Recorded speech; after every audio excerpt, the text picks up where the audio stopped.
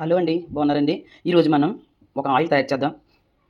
దీనికి కావాల్సిన పదార్థాలు ఈ విధంగా కోకోనట్ ఆయిల్ ఫ్రెష్‌గా ఉన్నది తీసుకొచ్చండి. మనం ఈ విధంగా పెద్ద బాటిల్‌లో నేను హాఫ్ వరకు వేయడం జరిగింది.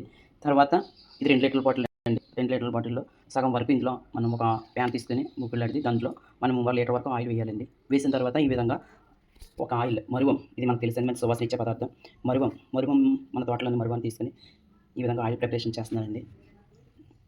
ఈ విధంగా ఆయిల్‌ని పొయ్యి మీద పెట్టి గ్యాస్ మీద కానీ పొయ్యి మీద కానీ పెట్టి బాగా మరిగించాలండి.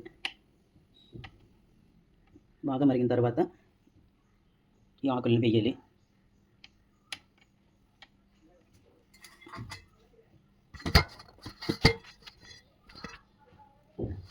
మరుగు మంచి సువాసన ఇస్తుందండి. అంతేకాకుండా చాలా మంచిగా సువాసన ఇవ్వడంతో పాటు అందులోని పోషక పదార్థాలని ఆయిల్లోకి రావడం ద్వారా మన హెల్త్ కూడా మన తల, కురులు లేకపోతే మెదడు మంచిగా ఫ్రెష్‌గా తయారవ్వడానికి చాలా ఆస్కారం ఉంటుందండి.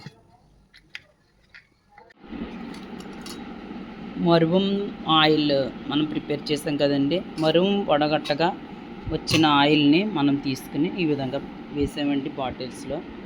ఇందులోనే వచ్చింది. లీటర్ వేస్తే ఇది వచ్చిందనమాట మరిగి.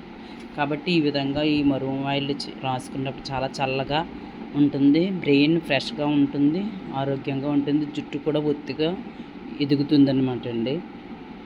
కాబట్టి చర్మానికి సంబంధించిన రోగాలు అవి కూడా రాకుండా ఆరోగ్యంగా ఉండడానికి సహాయపడుతుంది. Thank you very much.